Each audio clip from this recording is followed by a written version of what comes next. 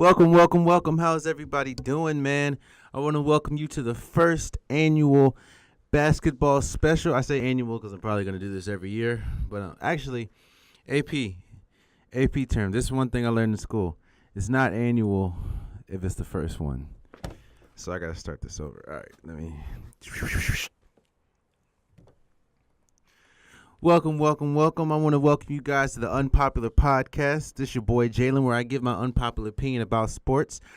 The NBA is back, man. The NBA is back on Wednesday. I'm excited. I mean, basketball's the NBA. Basketball is my favorite sport. I love college basketball, the NBA, and it's back. And I know I usually drop on Wednesdays, but because the NBA starts on Wednesday, I'm gonna do this episode is a little special.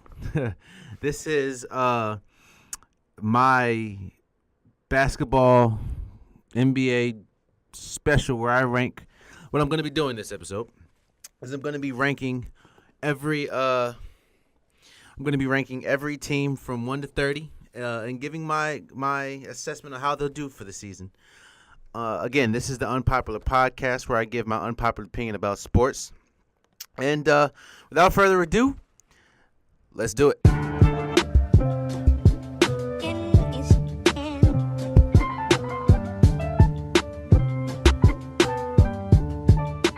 So, every year,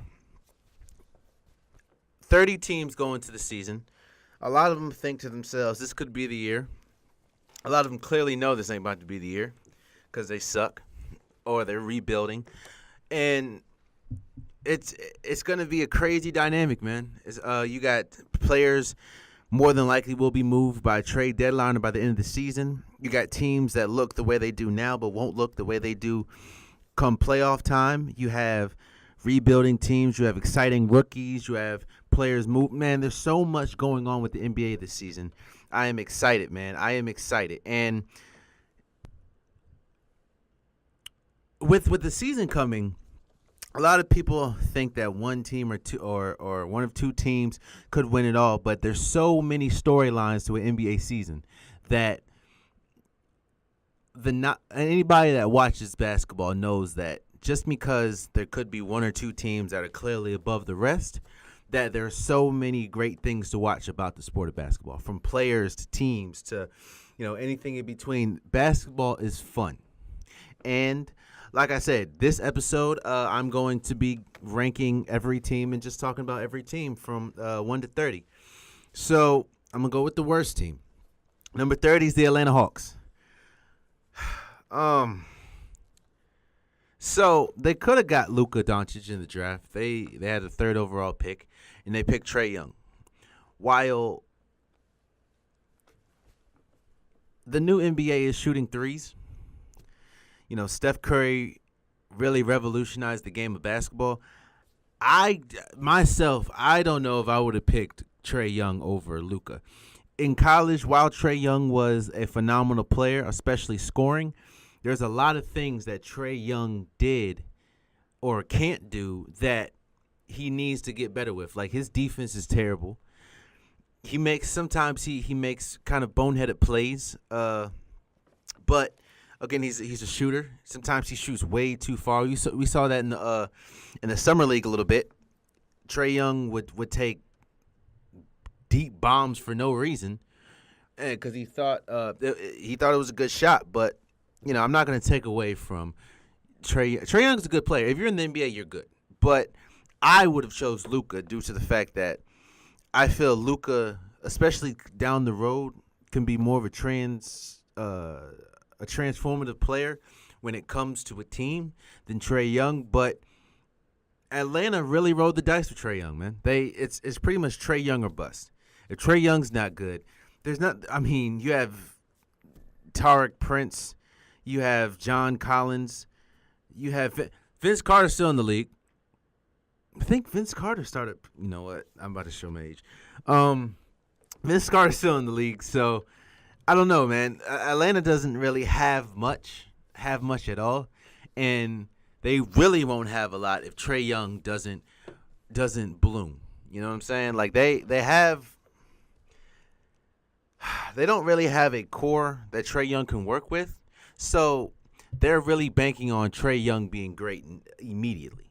Because if not, yes, they can say they're in the rebuilding, and they are rebuilding, but that rebuilding will take a lot longer because they picked up Trae Young instead of getting someone like Luka or getting a Mikal Bridges or something like that. I feel there was a lot more better picks at 3. But you pick Trae Young, and hopefully, I don't think he's gonna be. I think his ceiling is a lot higher than people think, as in Trae Young. But I don't think he will be able. I don't think, unless he just blooms or unless he really works on his game, I don't think he's going to be much better than what we've seen in the preseason and what we've seen in summer league. He's still going to take wild shots. He's going to make some of them some nights. He's going to miss a lot of them some nights, but I don't see him changing because the way that we saw in the summer league is exactly how he played in college.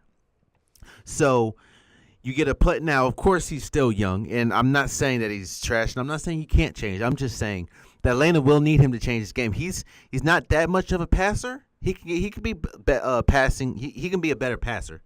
Not saying he can't pass, but he can be a better passer. He definitely needs to be a better defender. He can be a better floor general. There's a lot of things he can be better at, and Atlanta's really banking on him to succeed. And even if he succeeds, they still have like I said, Tariq Prince is good, but is he really a solid player in the league? John Collins is an undersized big, but he has athleticism. He's bouncy. Vince Carter is the veteran on the team. So they have pieces, but they still are very far away from being great at all. And that's just real. So number 30, I'm giving it to Atlanta, the worst team in the league.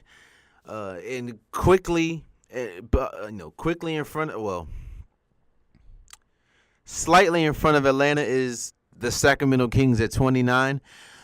Before the season, and the season started, but before draft, I was wondering why so many people were not picking Marvin Bagley III first overall.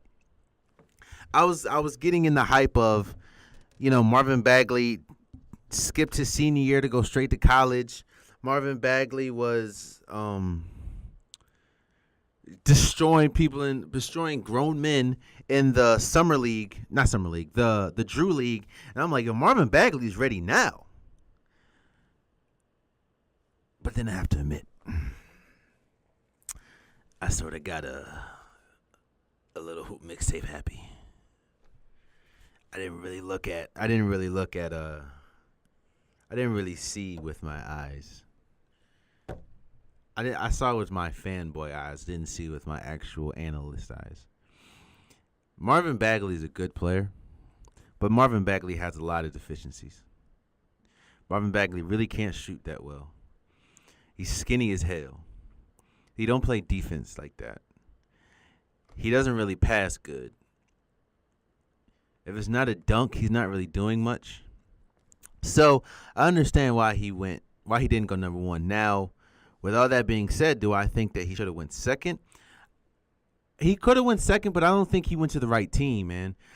And that's why I have Sacramento King as a 29th team in the league. They don't really have anybody that's a bona fide specialist. Yes, they have De'Aaron Fox, who is a very quick point guard and a lanky point guard. They have Buddy Hield, who shoots, but that's all he does. You have Bogdanovich, who is a very young player, and he's very talented, but we really don't know who he is. And they have, Willie Cauley-Stein. They have Harry Giles, who is looking to play his first healthy season since high school. So they have a litany of bigs. They have a litany of non-specialists. Like, they don't have a specialist. They don't have a player that, okay, we know that you're going to do this. We know you're going to do that. They just have a collection of young talent and while they have Zach Randolph as their veteran leadership, I don't see them winning many games. And Marvin Bagley has a lot of maturing to do as far as basketball world. Not saying personality maturing. I don't know him like that. I'm just saying his body needs to mature into a NBA player. His offensive game needs to mature into an NBA player. His defense definitely needs to mature into an NBA player. So Marvin Bagley, while he's good, I don't see him being that cornerstone player right now. And yes, you have De'Aaron Fox, but the team that they have isn't winning too many games.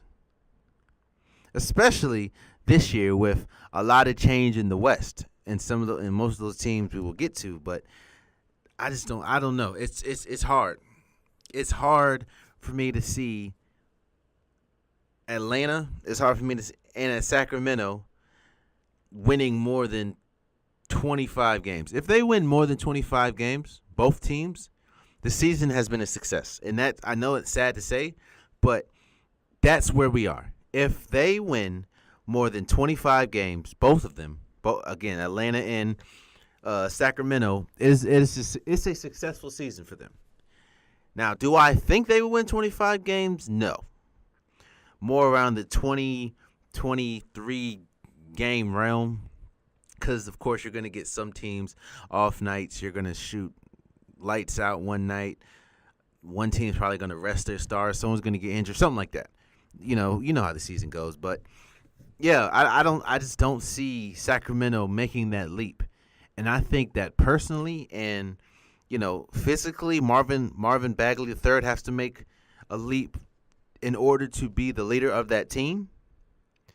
But as of right now, it's hard for me to see it, man. It's hard for me to really picture Sacramento making that leap, not even making the leap into a good team, but making the leap as far as I don't think Marvin Bagley really moves the needle in making them as good as they were last year. And they weren't good last year.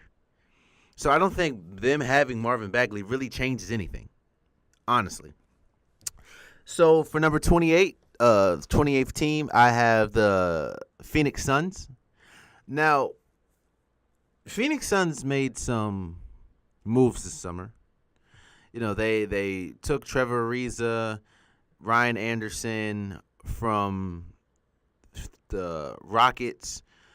They traded away Marquise Chris, Brandon Knight to the Rockets, and they picked up the number 1 draft pick in the league with DeAndre Ayton. But all of that said, they don't have much. This is not. While DeAndre Ayton's good, this is not the league where a center can really dominate and lead a franchise anymore. I think those days really went away with Dwight Howard and Orlando Magic.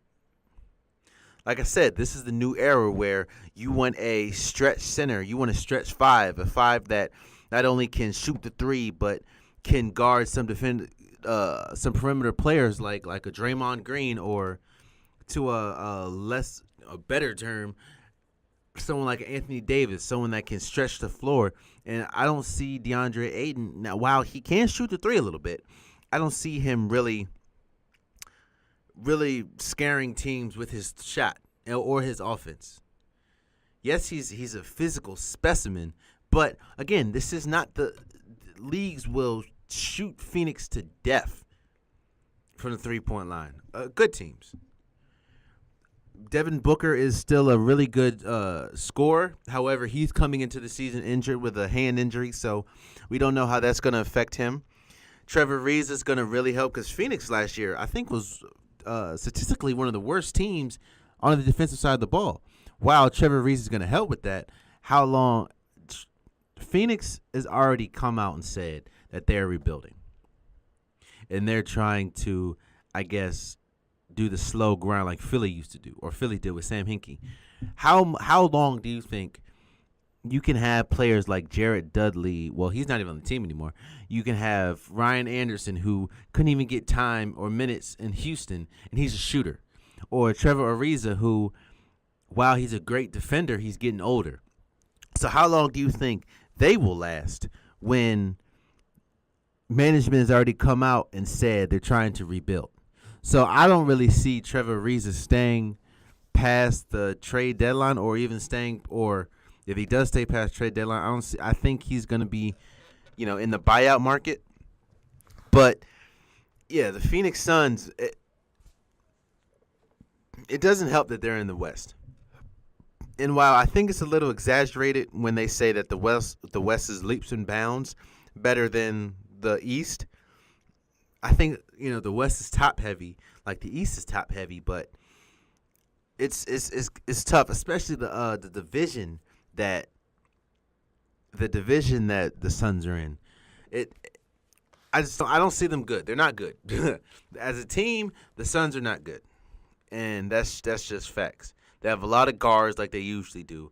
They have a lot of players that do one thing. Devin Booker only plays offense. He's even come out and said he doesn't waste his energy and time on defense. So, Phoenix is Phoenix. Phoenix.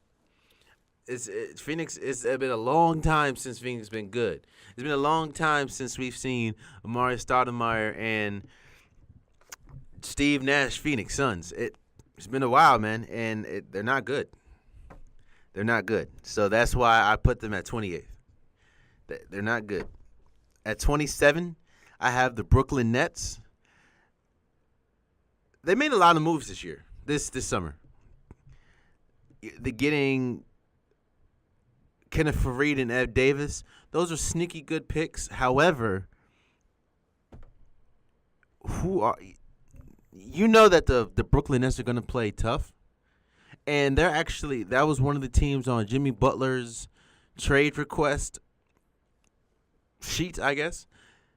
So they could be in the running to get Jimmy Butler, but right now, as they're currently constructed, they don't really have much. Again, they have D'Angelo Russell, Spencer Dinwiddie, who's a secretly good player, and Jared Allen, who's a young big, but he's not really good offensively. He's a good defensive player, but that's pretty much all he is.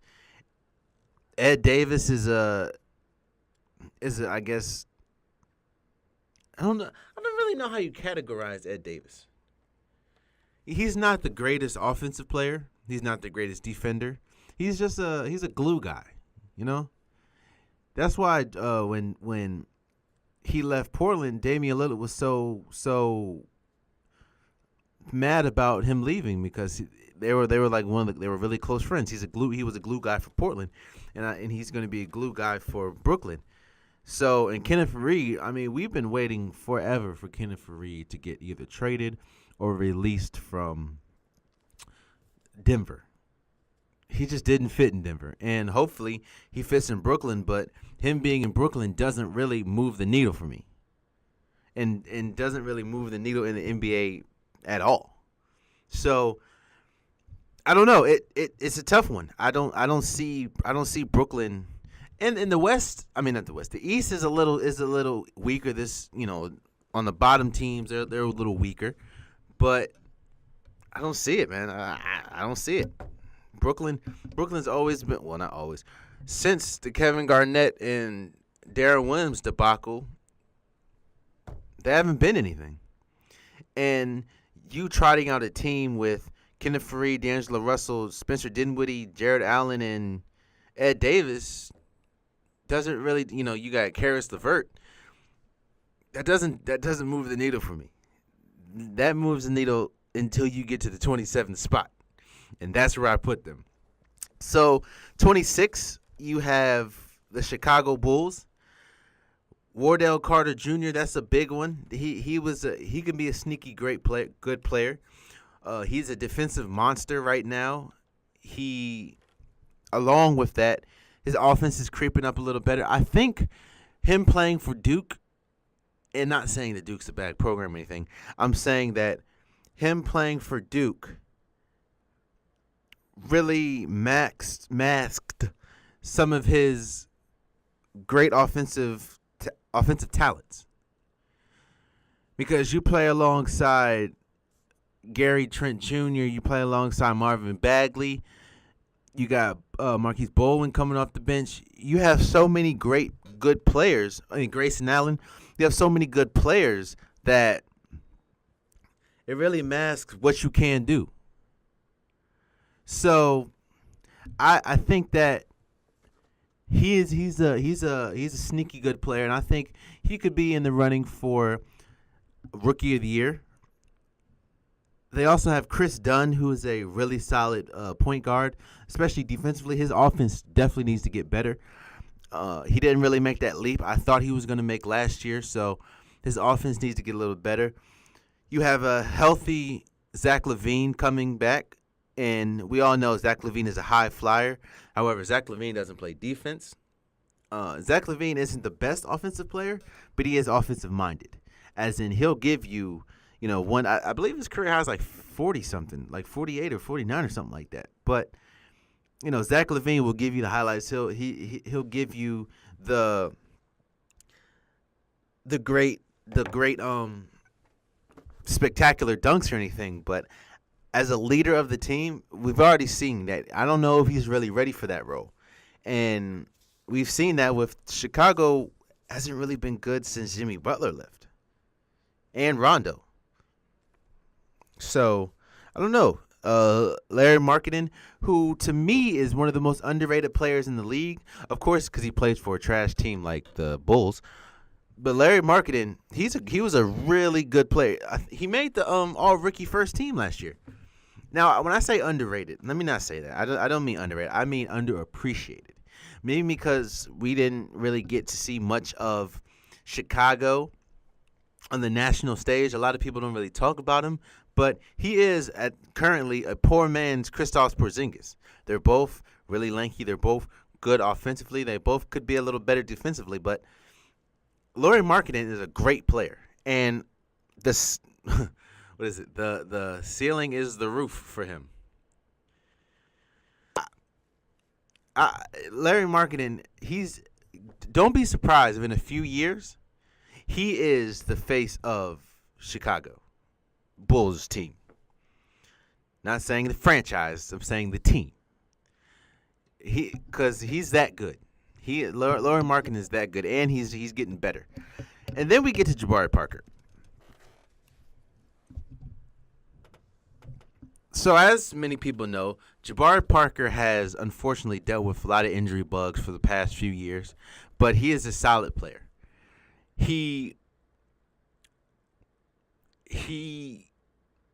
Well, again, he's not, and I guess it's a theme with these bottom teams. He's not the best defensive player, and he's not even the best offensive player, but he is a high-energy player. He will give you high-energy buckets. He'll give you he'll dunk on a couple people. He's a solid player. He's tall, I think 6'7", 6'8". But here's the problem with him going to the Bulls. More than likely, they'll need to play him at the small forward position or power forward position. The problem with that is, if you play him at the small forward, it's already documented that he plays best at the power forward position. Milwaukee tried to put him at the small forward position, and he struggled. He struggled guarding people. Well, everybody struggles guarding players like LeBron and KD, but he struggled guarding any small forward because they were a little too fast for him.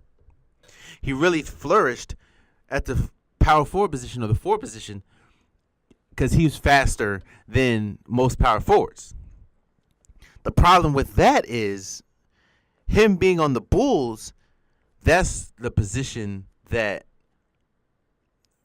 Wardell Carter or Lauri Markkanen would play. While you don't mind Lauri Markkanen, while Lauri Markkanen can play the 5 position, Wendell Carter cannot play the small forward position. And you want him to get as much minutes as possible because he needs to develop. And I feel Wendell Carter can develop fast because he already has the attributes of a solid player, and he just needs playing time. So he would need to play the small forward position. And that's going to be tough because, like I said, he struggles mightily playing the small forward position. In fact, Even if you look at the landscape, I'm not just saying the league. Let's look at some of the small forwards in the East. You have Giannis that he's going to have to guard. Now you have Kawhi Leonard that he's going to have to guard. You have pick your poison from Jason Tatum, Jaylen Brown, or Gordon Hayward. You're going to have to guard. You're going to have on a lesser scale. You have Otto Porter. So you have players and you have small forwards that he's going to struggle with. And the biggest problem is they committed so much to him that it's going to be hard to move his contract if he doesn't work. Not only does he have a injury history, we've already seen that we know what he's best at, and the position that he's best at and the teams that I guess could win him aren't the best. As in, if he's best at small forward, teams like he's not going to be good on Washington. He's not going to be good. He's not going to be good in any of the top Western teams because they're more of a shooting team. Shooting first teams and their small forwards or power forwards like a Draymond Green is very diverse and they do different things. So Jabari Parker, this is a make or break year for him. I think that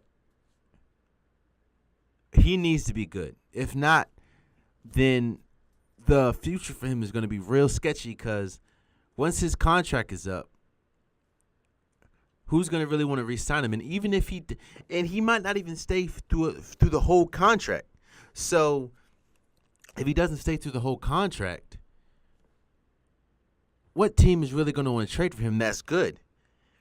Because it's kind of like when DeMarcus Cousins, who went to Golden State, said he's already rehabbing a career-ending injury. So why would you go to a rebuilding team? And that's the same thing for Jabari Parker. He's already, rehabbing an injury, and the Bulls are vested a lot in him. So if that doesn't work, who's going to want him? So there's a lot riding on the Bulls season, man. From him, hell, even Zach LaVine, because people are starting to think, was it the right? Because he was a free agent this year, and the Bulls matched a huge contract that they matched the contract that the Kings were trying to give him. So they committed him long term too, and Zach LaVine's contract almost untradeable. So there's a lot going on right now with the Bulls, and this is a real defining season for them. With that being said, I don't know just how good they'll be because they don't have players that really move the needle. And they have a lot of young players. Like I said, Lauri Markkanen is great, but he's a young player. Or they have one-dimensional players like a Zach LaVine or a Chris Dunn. So, again, a lot is riding on Jabari Parker, and I don't know just how much he can really hold on his shoulders, seeing as though we've never really seen him by himself. He's always played alongside a Giannis. So this is the first time we'll really see what he's made of, and I don't know if that's much. So that's Chicago at 26. At 25, you have the Orlando Magic. Outside of Mo Bamba, who to me is he's more of a project because he's a great defender. I think he recorded the longest wingspan in NBA history. I think he's like 7'3" wingspan. But I say he's a project because we don't know exactly what he could be. Yes, we know he could be a really good player, but we don't know. He could be really good or really bad. And we saw that with Texas. There was games where he looked like he could be a number 1 draft pick. And then there was games where he disappeared. A 7'3" or 7-foot monster disappearing. That is not good, especially in college. So we really need to see who Mo Bamba is. I think he'll be a good player. But do I think, again, it goes back to centers and how the league is. I don't know if he'll be a transcendent player. You got Eric Gordon. We pretty much know what Eric Gordon is. He is a high-energy, flashy player. He's over the years he's developed into a pretty reliable jump shot, but I don't know just how much that jump shot or his offensive game can really lead a team. Jonathan Isaac, who is pretty much the poor man's Mo Bamba, they have a lot of big men. Kind of like how Phoenix has a lot of guards. Orlando always has a lot of big men, and because they still have Vucevic, so I don't see them doing as good as many people think. Because again, they don't. I think they can win 25 to 30 games, but no, because Aaron Gordon is still a pretty solid player. I'm not gonna. I can't take that from Aaron Gordon. So, we'll see how that goes. But as of right now, I got them at 25th. 24th, I got the Memphis Grizzlies. They made moves. They got I think the number 4 pick in the draft at Jaren Jackson. He looked really good in summer league. But we need to see how he is playing alongside Marc Gasol. That could be a good 4 or 5 duo. Mike Conley coming back from yet another injury, but Mike Conley to me is still an underrated player until further notice. He's a solid point guard that could lead a team to some wins. I didn't want to put a number because I don't know. Mike Conley gets injured a lot, but when he is on the floor, he is very productive. He's a solid. He is the definition of a system player. Like he's like Alex Smith. Doesn't really give you much interceptions. Doesn't really throw bombs that much. He's a solid player. Mike Conley's not going to drop 50 on your head. He's not going to give you 15, 16, 17 assists. He's not going to give you 4 or 5 steals. He's going to give you a good 20 to 23 points. No. He's going to give you a good 18 to 20 points. He's going to give you a solid 6, maybe 7 assists. He's going to give you a solid 1 or 2, maybe 1.5 steals. He's just an all-around player. But not like oh my God. Like, you know what? You know how if you ever get the text like, oh, snap, Steph Curry's going off, or Damian Lillard's going off, or John Wall has a 2020 game or something like that. You expect that, like, oh, okay, John Wall give you 30 and 20 assists. Damian Lillard go off 59 points. Steph Curry can hit a 13 threes in one game. Mike Conley doesn't do that, but Mike Conley will put you in a position to win. So, that's pretty solid. They have Kyle Anderson, who they got from the Spurs. Slow-mo, they call him. I think he's a good player, and he'll help them gel a little bit better because last year, as you saw, they were riddled with injury. And 2, they didn't really have that player that could. It's really hard to explain Kyle Anderson, man. Like on paper, his game looks trash, and it doesn't look like he really contributes much, but he does a lot. He did a lot for the Spurs, at least. There was times when he had to go up against KD, and while he can't guard KD to save his life, he was giving KD some buckets. So Kyle Anderson ain't about to give, I don't think he's ever scored 30 points. But, Kyle Anderson is a solid player, as well as Dylan Brooks. So Memphis has some players, but they don't have anything to me to move the needle. Memphis is one of those teams that, how people say, oh, they can either be really bad or really good? No, Memphis is, to me, just right in the middle. Just they can really be okay or okay. Because you can't get as worse as you were last year, and that's because you were dealing with a lot of injury. So at their best, they're okay. They're okay. At 23, I guess this is the first shocker. I don't know. At 23, you have the Detroit Pistons. Outside of Blake Griffin and Andre Drummond, I don't see any really solid cornerstone players. You have Stanley Johnson, who is okay, but he still needs to prove himself, and he still needs to improve in a lot of areas. Luke Kennard is a one-dimensional player, so outside Reggie Jackson still can't pass the ball to save his life. Not saying he can't pass the ball. He doesn't pass the ball to save his life. So outside of Blake Griffin and Andre Drummond, I don't know. And how the league's going today, Blake Griffin and Andre Drummond aren't moving the needle anymore. So it's like a team that's stuck in. I think that team will be a really good team if it was 2006 or 2004. You know, those really gritty teams. And this is 2018. That's not good no more. Detroit Pistons don't have it. Blake Griffin used to be one of the marquee players, not anymore. Andre Drummond still needs to find an offensive game. Reggie Jackson still needs to learn how to pass to his teammates. Stanley Johnson needs to develop some more. Luke Kennard needs to learn how to play defense. So, yeah, they don't really have much. They don't really have much at all. They don't. I mean, I guess the best thing going for them is they could arguably have one of the top front courts in the East. You know, Blake, Andre, and I guess you can put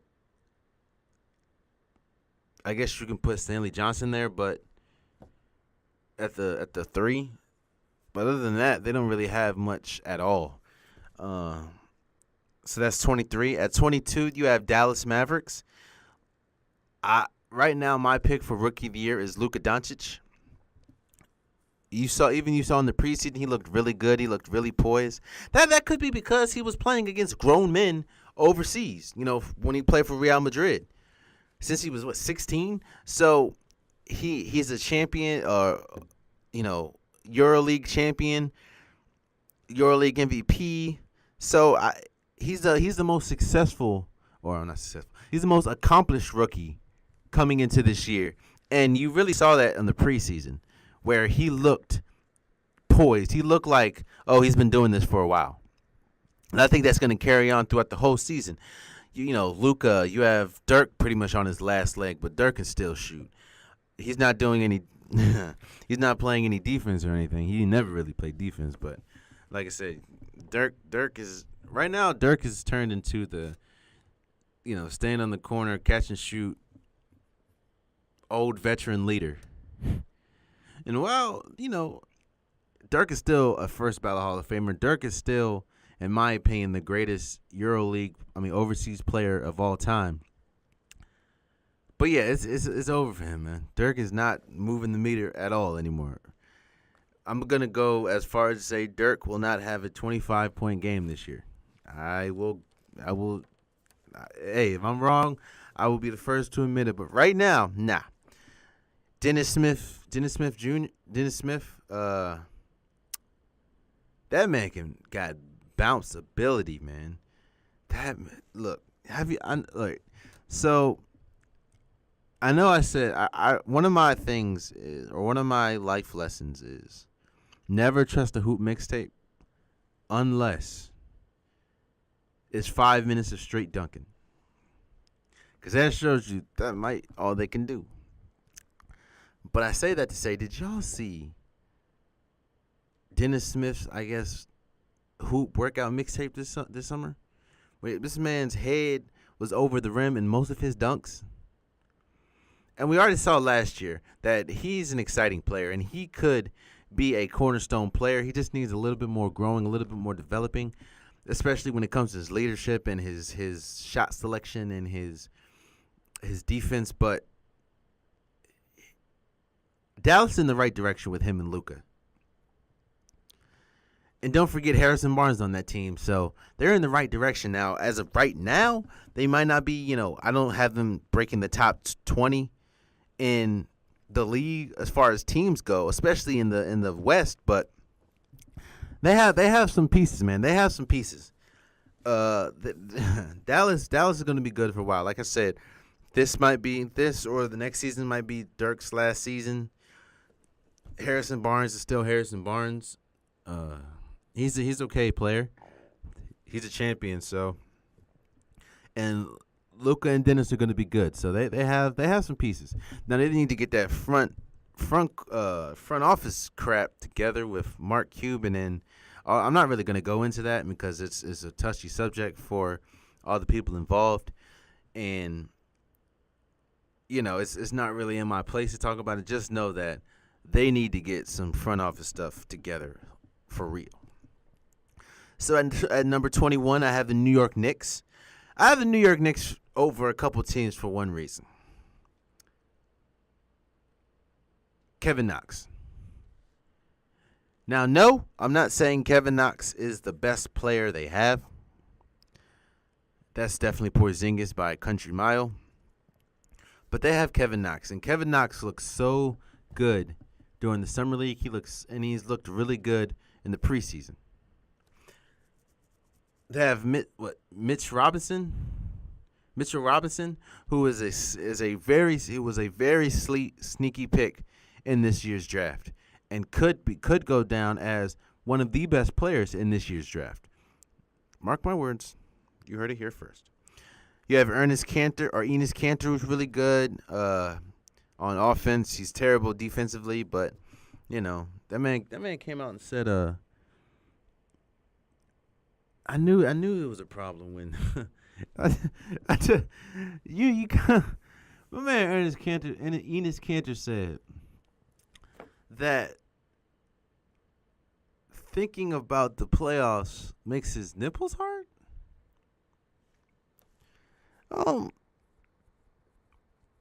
Like the words of the great Jalen Rose said, that's a failed test. I'm gonna just leave it at that. Frank Ntilikina and Tim Hardaway Jr. another season, another year to develop. So the Knicks have some pieces, and don't be surprised if by the end of the year they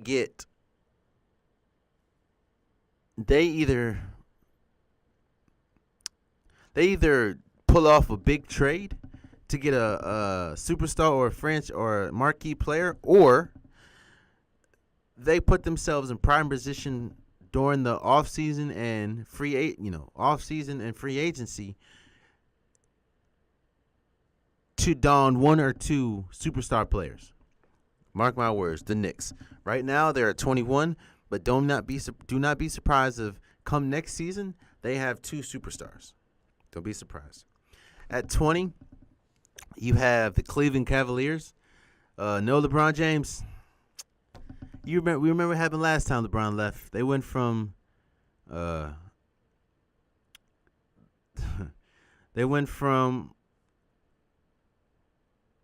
Eastern Conference Finals to 19 games. Now, of course, this team is a little better. You have Kevin Love, who can get back to his Kevin Love ways. Hopefully we see I don't know if we'll see the Minnesota Timberwolves fat Kevin Love again. That was getting, dropping 50 and 20 point, 50 point games with 20 rebounds, or, the triple double Kevin Love. I don't know if we're going to get that, but this is the first time since Minnesota he is the number one option. So I think that'll be a little better. Colin Sexton, he's a really exciting point guard, rookie point guard. I think he's going to be really good. I really do think he's going to be good. I don't know. He definitely needs to get better offensively, but he is a solid defender, and I'm not going to say definitely because he's a sneaky offensive player. He just, there's some improvements that need to be had by his game, but he's a rookie, so that's expected. And other than that, what you got? J.R. Smith. George Hill, Jordan Clarkson, Rodney Hood. Yeah, no, that's not a good team. It's not a good team at all. But that's 20. So let me just recap a little bit. At 30, we got Atlanta Hawks. 29, we have Sacramento Kings. We have the Phoenix Suns at 28. 27, we have Brooklyn Nets. Chicago at 26. Orlando at 25. Memphis Grizzlies at 24. The Pistons at 23. Dallas at 22. The New York Knicks at 21 and Cavaliers at 20. Again, we're going to take about a 10-second break. You have been... Oh, no, we're not. No, we're not. We're not about to do that. We're going to wait to get to like 15. But you are listening to the Unpopular Podcast where I give my unpopular opinion about sports. We just went through the top 20. We're going to go about 5 more, and then we're going to take a little break, and we're going to finish it out. Again, this is one take Drake, guys. So if I mess up, hey, I mess up. It is what it is. So at 19, we're going to keep going. At 19, we have the Charlotte Hornets. No, outside of Kemba Walker, you have Miles Bridges, you have Malik Monk. Tony Parker's on the team now. That looks really ugly. Tony Parker looks ugly in a Hornets jersey, man. Like he does.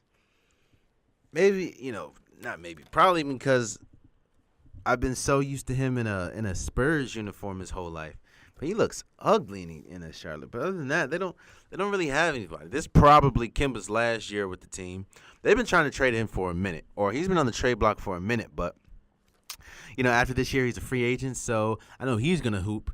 But I don't know about. Miles Bridges. We can see how that goes. Dwayne Bacon, he's a project. Malik Monk, we need to see how he does. But that team has a lot of guards. They have Frank Kaminsky, but he's not moving any needles. So Charlotte doesn't have that much.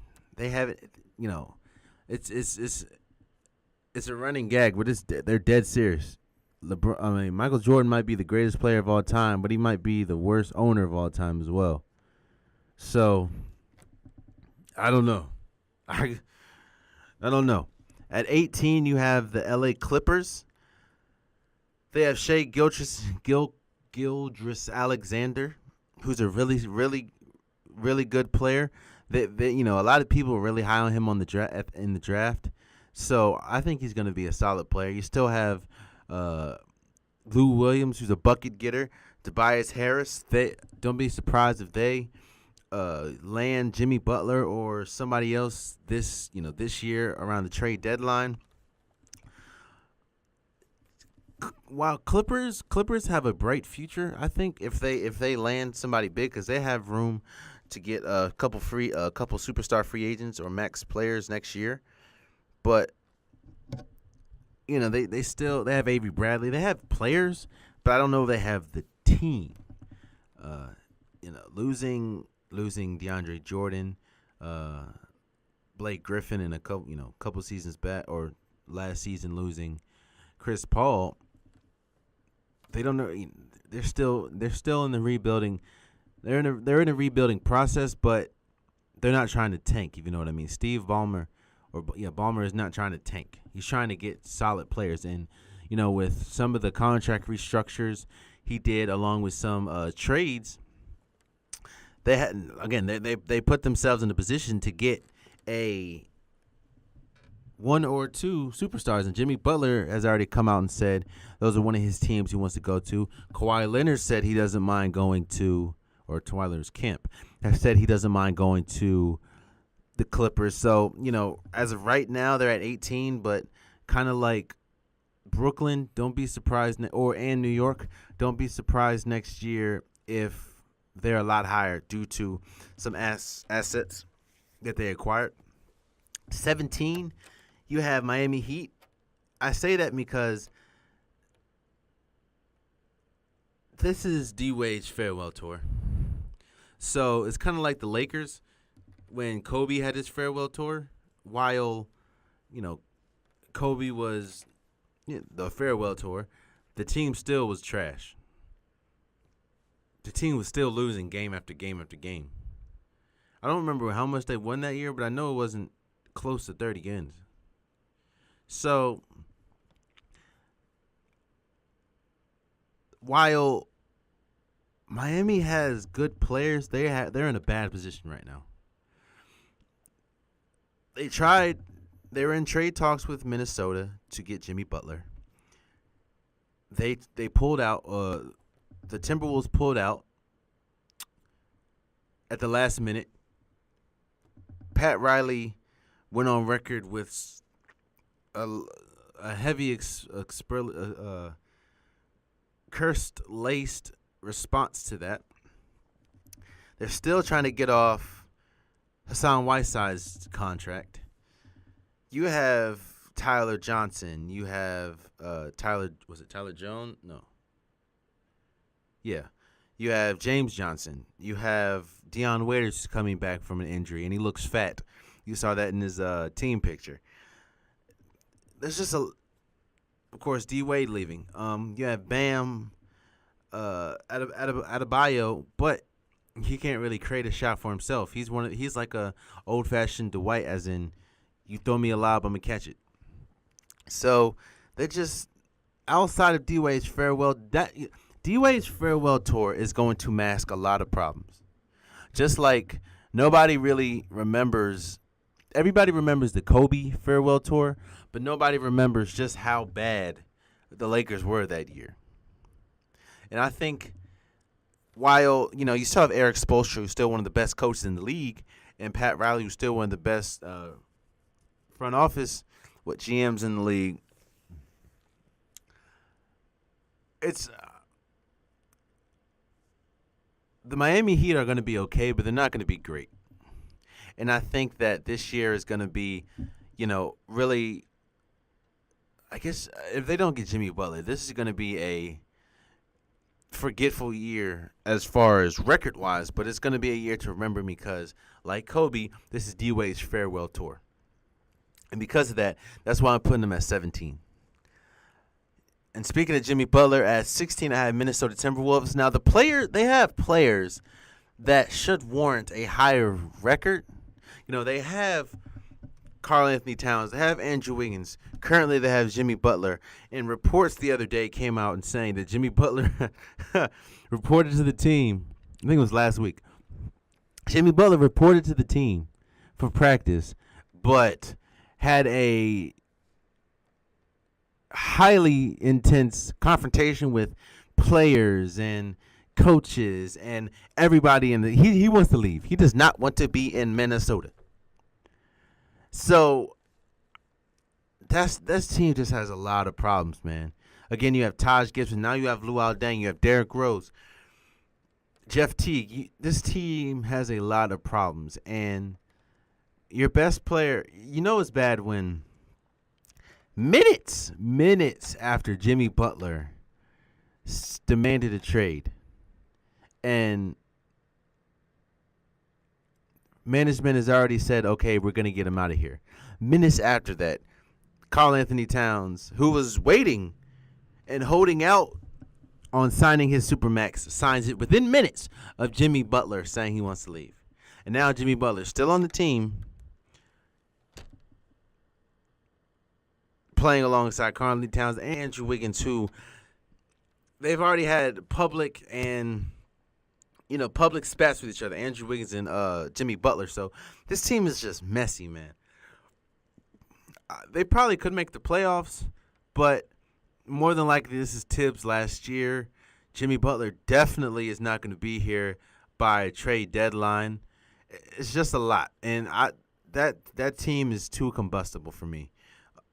Too combustible, and that's why I have them at 16.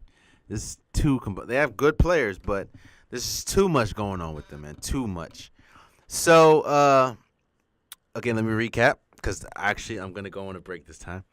You got Atlanta Hawks at 30. You got the Kings 29, Suns 28, Nets 27, Bulls 26, Magic 25, Grizzlies 24, Pistons 23, Mavericks 22, Knicks 21, Cavaliers 20, Hornets 19, the Clippers 18, the Heat 17, and Timberwolves 16. So we're going to go about a 10 second. We're going to go on a break. Again, you're listening to Unpopular Podcast, where I give my unpopular opinion about sports. If you have a question about anything, you can DM me on Twitter or on Instagram, Facebook. If you have my email, you can email me. If you have my phone number, you can hit me up. Again, this is the Unpopular Podcast where I give my unpopular opinion about sports. This is Jalen Hunter, and when we come back, we're gonna go from 15 to number one. This is the NBA special where I rank every team from 30 to 1. So stay tuned.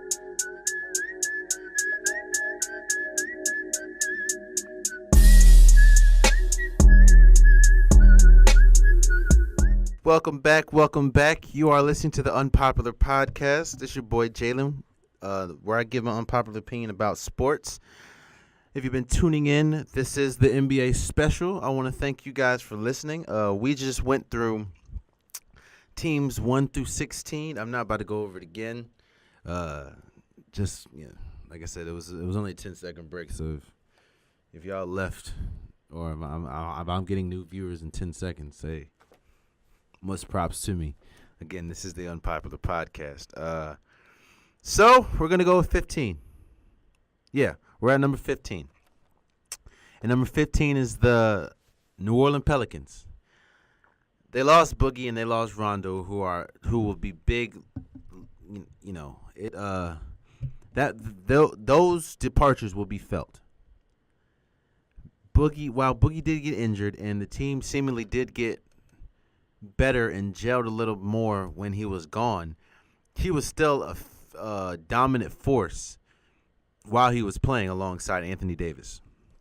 He had a 44 point, 20 rebounds and 10 assist game. So he had a historic triple double, and he's still one of, if not the best center, as in Boogie, in the league. So losing him along with a very intelligent and basketball savvy point guard in Rondo, their absences are going to be felt.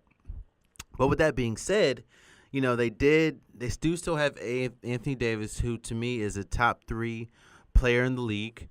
You have Drew Holiday, who really came into his own last year in the playoffs when he helped shut down the backcourt of the backcourt of Damian Lillard and C.J. McCollum. And Julius Randle, who has been a really good player for the Lakers, he's on the team. He came in free agency, so they have some pieces. They still have what's his name? Was it Mondonovic? Something like that. I forgot his name. It's on the tip of my tongue, but the shooter. They have him. And they have Elfrid Payton now. He cut his hair, so hopefully he's a little better. Because that hair was wild, man. Now, I know he did it for a good cause with his grandmother and stuff, but I'm glad he cut it. So, yeah, a team with AD, you can't go be that far down. AD is, like I said, top 3 player in the league. And Drew Holiday's still good. Randall's still good. While I believe there's going to be a drop-off, I still think they have the pieces and the players to make the playoffs. I don't know if they're going to make noise in the playoffs, but I think they can still make the playoffs. And, we'll see. But as of right now, I can't really put them up past 15. So that's the Pelicans at 15. At 14, I have the Portland Trailblazers. Now, I know what you're saying. Wait a second. You just said that Drew Holiday and the Pelicans shut down Damian Lillard, C.J. McCollum, and the Trailblazers, which is true. But Damian Lillard and C.J. McCollum are still, to me, top 5 backcourts in the league. And you still have Nurkic, who is a really solid big man. You have one of the Plumlees is still on the team. You have Miles Leonard. You have some players, and Portland is always a team that, to me, over succeeds. This is why I have them at 14. I'm not going to be fooled. Usually, if you look at their roster, they should be from like 25 to 18, as in with teams. in the like between 25 and 18. If you just look at their roster, because they have two great players in CJ and Dame, but they don't play any defense at all, and they really just score. So, and outside of them, they really don't have anybody except for Nurkic. So but Portland always finds a way to overachieve. Remember when they shouldn't have beat the Rockets and they beat them in the playoffs. They were a top 3 team for a while. In fact, they were a top 3 team in the West going into the playoffs last year. So I don't know how Portland does it, but Portland always seems to overachieve in situations like this, and that's why I have them at 14. Yes, CJ and Dame are still one of the top backcourts in the league, but outside of them, they don't really have much. But I'm not going to fall for it again.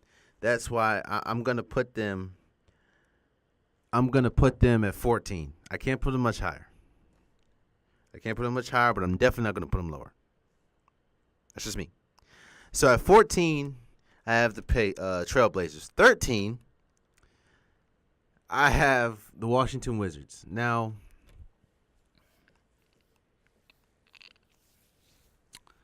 I'm a Wizards fan. I'll say it. I'm born and raised in the DMV. I'm a Wizards fan, but it's hard for me. No, it's easy for me to see what's there. This team can either go one of two ways. This team can be really good in the East and still get smacked by the West or the top teams in the West. Or this team can be so combustible that they struggle. When you have a team with John Wall, Bradley Beal, Austin Rivers now, and Dwight Howard, and Dwight Howard has never really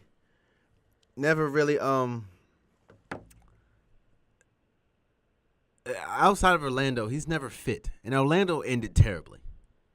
So Dwight Howard was always talking, and disclaimer, Dwight Howard used to be my favorite player. When he was with Orlando, when I was younger, Dwight Howard used to be my favorite player. And then I noticed the Dwight Howard. While Dwight Howard is still a productive player, and if you go look at my old podcast episodes, he is still one of the top, not top, well, he's still a first team Hall of Famer, or first ballot Hall of Famer. This team, it's hard to, like, it's so easy to say that this team will fail and combust because, again, you have personalities like John Wall, Dwight Howard, and John Wall couldn't even get along with Marcin Gortat. So, Otto Porter is still there, and he still can give you a solid 14 to 18 points. Bradley Beal is expected to make a leap into really, really elite status. While he did make the All-Star team last year, and he is one of the best small shooting guards in the league, he can really transform into one of the best guards in the league. So, this team has talent, but it also has all the makings of a dangerous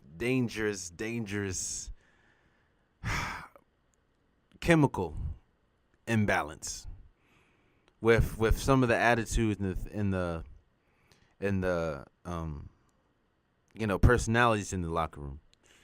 And even if everything goes well, I don't see them. Okay, so at best, I see them pushing somebody in the second round and maybe can make it to the Eastern Conference Finals. At worst, 8th seed. And that's sad when you have one of the top 5 backcourts in the league with John Wall and Bradley Beal. Especially in the East where the lower teams have gotten weaker. So you can feast on the lower teams. And you can feast on the lower teams in the West too. But I don't know. This team can be really good or really bad. And that's the Washington Wizards. And that's why I put them at 13. Milwaukee, you have at 12. I have Milwaukee Bucks because you have Giannis. And that's it. I mean, you have Malcolm Brogdon. You have Chris Middleton, who's a really good player.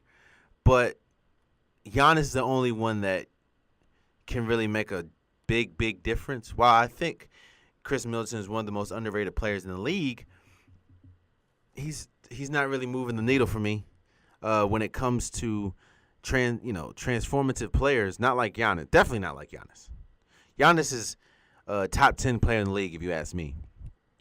But I think they're going to be a lot better than they were last year, because last year their coaching was horrible. So they got that rectified, I hope, and I think they're going to be a lot better than last year. But like last year, and you look at the roster, it's Giannis or bust. Giannis or bust, unfortunately. At number 11, you have Indiana Pacers, who had one of the best off seasons this season, or this summer. Very sneaky. Signing Tyreke Evans was a big move. Tyreke Evans is still a really good Swiss Army knife player in the league. He can still give you minutes at the 3. He can still give you minutes at the 4. He can still give you, 23 to 26 points if you need it.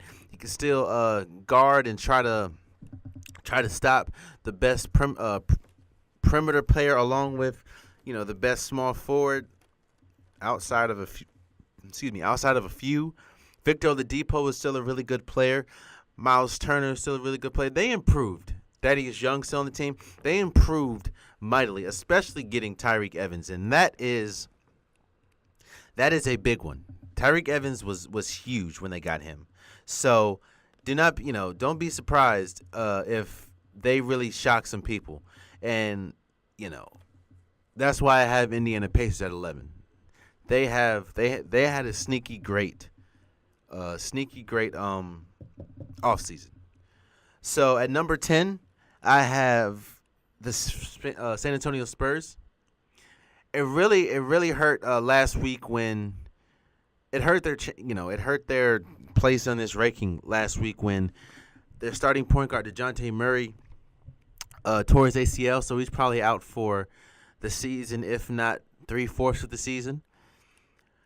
Their rookie Lonnie Walker IV, he's coming in with an injury. I don't think he's playing the first part of the season, and of course Tony Parker's not there anymore. Manu Ginobili, he's not there anymore, and losing Kawhi, but you did get one of the best, if not the best one of the best shooting guards in the league at DeMar DeRozan. So DeMar DeRozan, along with Coach Popovich, you still have LaMarcus Aldridge, and it's hard to go against the Spurs because they've been good in a model of consistency for so long. However, and you still have Pau Gasol, who's old as hell. I just realized he's still playing, but that's neither here nor there. It's hard for me. I can't really go against Pop. I can't go against Pop and the Spurs. They only played 9 games with Kawhi Leonard last year, and they made the playoffs. So 9 games with Kawhi Leonard, or hopefully 80 plus or 70 plus games with DeMar DeRozan, because knowing Pop and the Spurs, he's not going to play. They're going to sit him out a couple of times. So, the injury to DeJounte Murray really hurt them, especially at the point, because now Patty Mills is going to have to play an extended amount of time, as well as probably Trice, the guy that used to play for Michigan State. He's going to have to play an extended amount of time. So we'll have to see about that one. But I can't go against the Spurs. At number 9, you have the Denver Nuggets. It was really, really good pickup when they got. Now, I don't know how good he's going to be this year because he's still, rehabbing an injury. But they got Michael Porter Jr., who, before he got injured in college, was a projected easily number 1 draft pick. And he fell, I believe, all the way to 14th. So, they have him. Of course, they have Gary Harris and Murray, who are one of the best backcourts in the league. Isaiah Thomas coming off the bench, he's going to have to prove a lot because this is a contract year for him. While I don't think he's going to be on the Nuggets next year, he's going to try to hoop. And, they have Jokic, who is one of the best big men in the league. So this team has a lot of good pieces. This team has a lot of good pieces. And they were really good last year. They were just young and they couldn't finish games. They were in a lot of games that they just couldn't finish. And I think that is due to, youth. And I think with another year and more, and they're able to improve a lot more. So I think they're going to be really good. Do I think they're going to be one of the top teams? I don't know, but I think they'll be the ninth best team in the league. So that's number 9, the Denver Nuggets. Number 8, I have the LA Lakers. You have LeBron James. You got the big fish, man. You got LeBron James. Everybody goes fishing for the big one. You got the big one. You got LeBron James. And LeBron James is going to help Lonzo's game. He's going to help Brandon Ingram's game. He's going to help Kyle Kuzma's game. Hopefully, he's able to do something with Lance Stephenson's game and JaVale McGee's game. Not saying they're bad players. I'm just saying they're on one-year contracts, so they definitely probably won't be there next year. Rajon Rondo, this team on paper outside of LeBron is not a good team, but LeBron James can remedy all that. I have him 9 because outside of LeBron, it's a lot of question marks. While Brandon Ingram, is he going to take the leap? Has Lonzo Ball's offense improved? Can Kyle Kuzma get better from a surprise year last year? What are all the one-year contractors going to do, as in Lance Stephenson, JaVale McGee, Rondo? How is Rondo going to play alongside Lonzo Ball? How are they going to play Lonzo Ball or Rondo or Lance Stephenson or JaVale McGee in crunch time? How are you going to play Brandon Ingram and LeBron James in crunch time when both of them really don't play defense like that? How are you going to play Rondo or Lonzo in crunch time while they can play defense? They're both not good in offensively. So the team has a lot of questions, but it has LeBron. And you can't go, it's LeBron. It's LeBron. That's why I have him at 8. At 7, you have the Utah Jazz. They have a complete team, man. Not complete. They have a team. While it's not the most offensively gifted team by far, they are one of, if not the best defensive team in the league.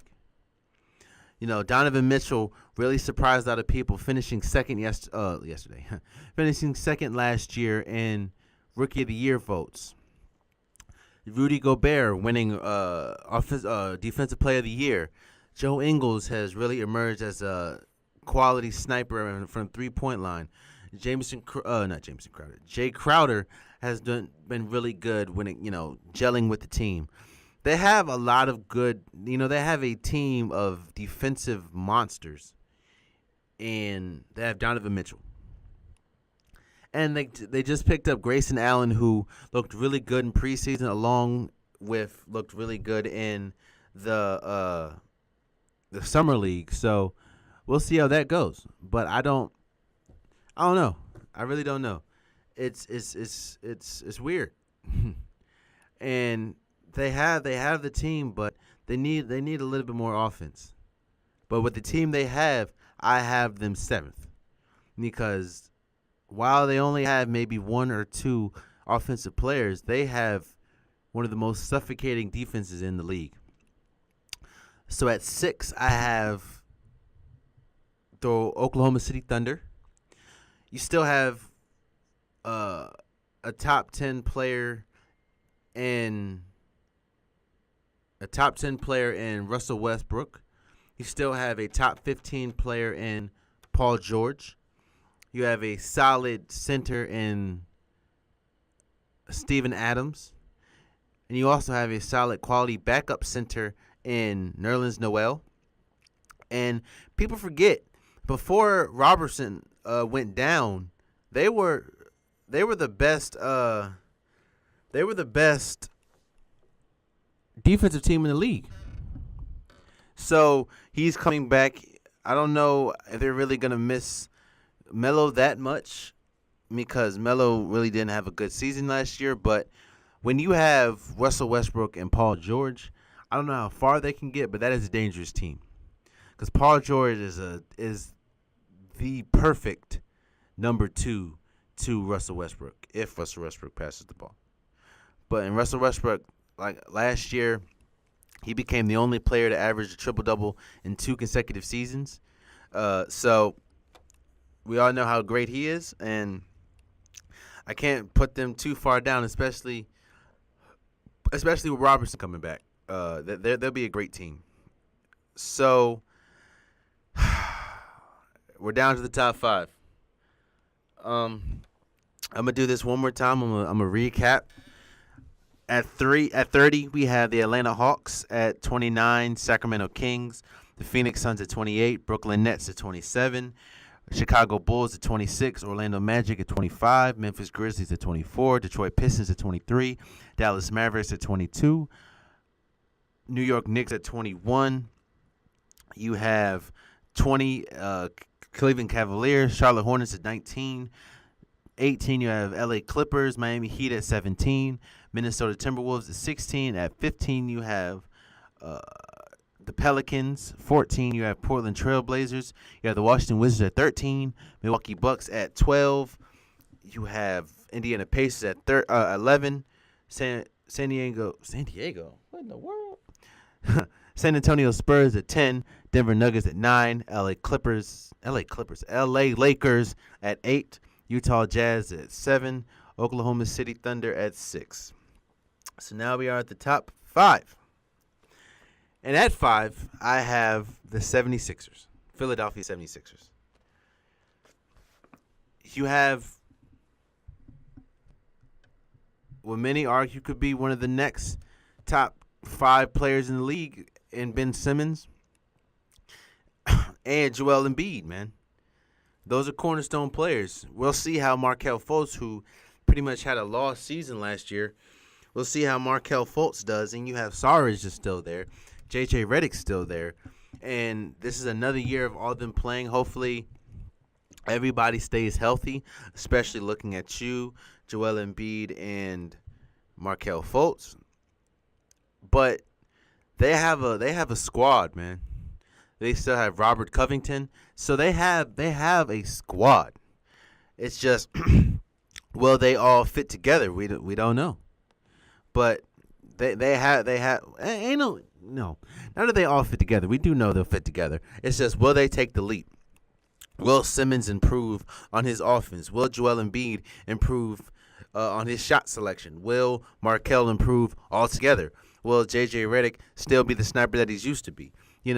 Or that he's been his entire career. They have the pieces that could make it all the way to the Eastern Conference Finals, and they could make it to the NBA Finals, honestly. Because I believe in Ben Simmons and I believe in Joel Embiid. Now, will they make it to the finals? I don't think so, and I don't know, but they could. They could. At 4, you have Toronto. I'm really only looking at 2 things. I'm looking at Kawhi Leonard, who right now, if he's healthy, he is the best player in the Eastern Conference. If he's 100% healthy, he looked pretty good in the preseason. Of course, he still looks like a player who only played 9 games last year, but he still looked pretty good in the preseason. I think he needs to get his legs under him a little bit more, but Kawhi Leonard is the he is the best player in the Eastern Conference when completely healthy. And I'm looking at their defense, man. You have Kyle Lowry.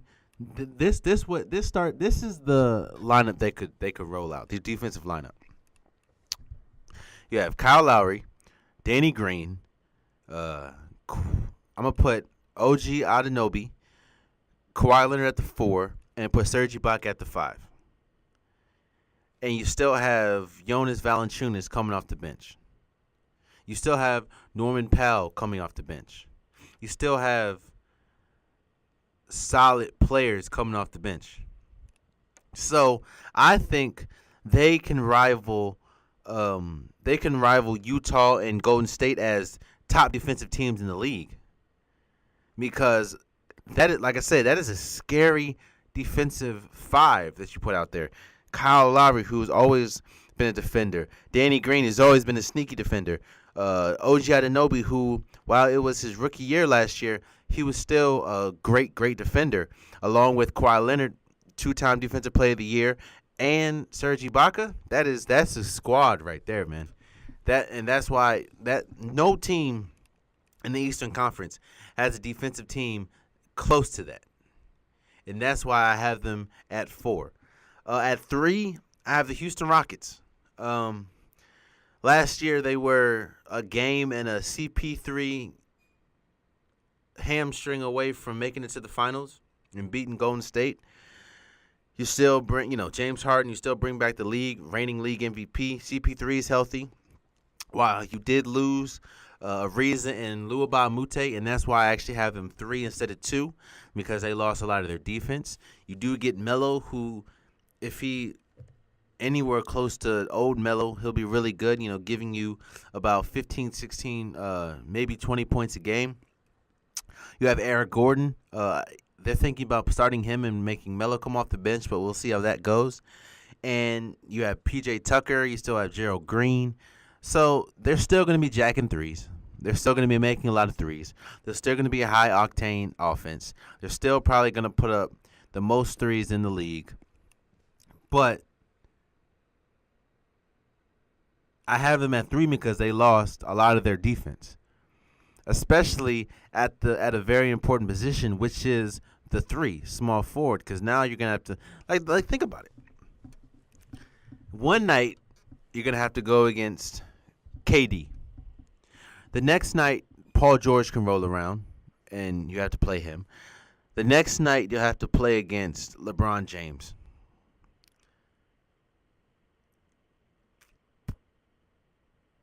That's crazy. That's crazy.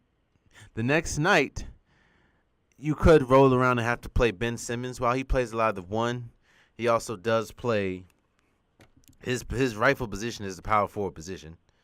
Small forward position.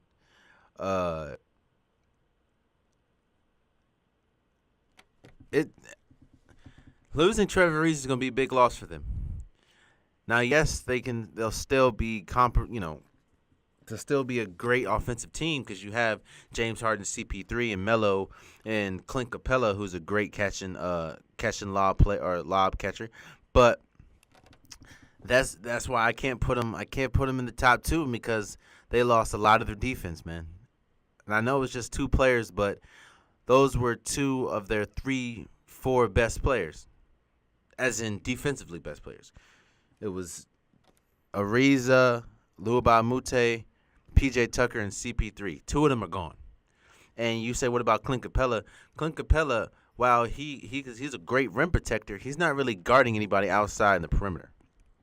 So that's a big loss for them, but they still could beat Golden State, and they still could beat, the number 2 team, which is the Boston Celtics. The Boston Celtics inarguably is the deepest team in the NBA. Kyrie, Gordon Hayward, Jason Tatum, Jaylen Brown, Marcus Smart, Scary Terry, Al Horford. You have Morris. You have what's that dude's name? Samaji or something. They're the deepest team in the league. And they have a litany of talent that they can ship out there at any given time. You have one of the best point guards in the league. You have Jason Tatum, who's one of the best upcoming players. Jaylen Brown, who could be one of the best upcoming players. Gordon Hayward, who was a monster in Utah and only played, 4 minutes of the season last year before he had a gruesome ankle injury. So he's had a year of healing. Al Horford has always been a great glue guy. So this team is the deepest team in the league. And this team, I have all the faith in the world that they will be, if everybody stays healthy, they will be in the NBA Finals. there's nobody in the East that can come close to their depth. Now, they could lose to a team in the East. I don't know. I mean, you still have Toronto. You still have Philadelphia. You still have sleeper teams like Washington and Indiana and, some sleeper teams, I guess. But when they're firing on all cylinders, no team in the East can beat the Boston Celtics in a 7-game series. And that's why I have them at number 2. And number one should be easy. Like, come on now. It's Golden State. While they aren't the deepest team, they're trotting out when they're completely healthy. They're trotting out Stephen Curry, 2-time MVP, 3-time champion, greatest shooter we've ever seen in the NBA. Klay Thompson, 3-time champion, second greatest shooter we've ever seen in the NBA, has a 37-point quarter and has a 60-point game on 11 dribbles. KD, arguably first or second best small forward in the league, one of the best scorers we've ever seen, will go down as a arguably top 5 player ever. Draymond Green, and KD is a 2-time champion and 2-time Finals MVP. Draymond Green, former Defensive Player of the Year, all defensive second team last year, 3-time champion, and the glue guy to that team. And you have Boogie Cousins, one of, if not the best center in the league. This is the first team since, I believe, the 1960s Celtics that are trotting out 5 All-Stars. Oh, and coming off the bench, you have Andre Iguodala, Jordan Bell, Sean Livingston, Quinn Cook,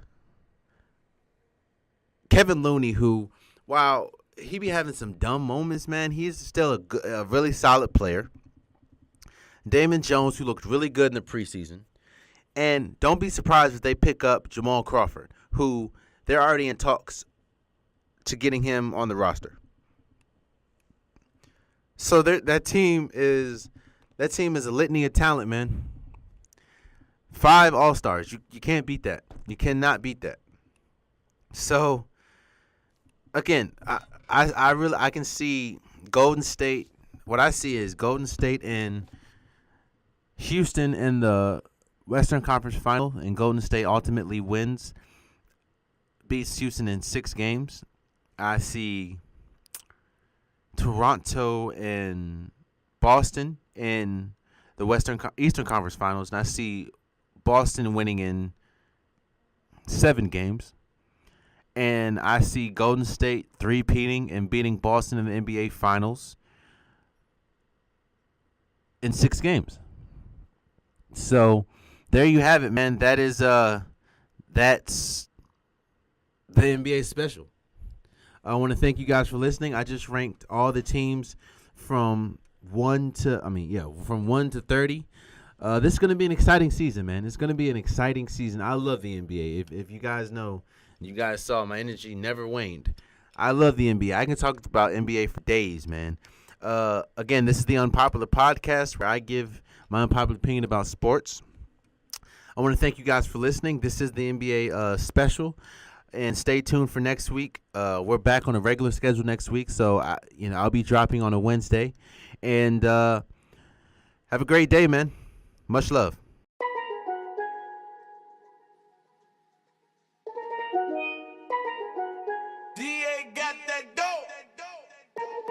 Ice water turn Atlantic. Night calling in a phantom. Told them, hold it, don't you panic. Took an island, fled the mansion. Drop the roof, more expansion.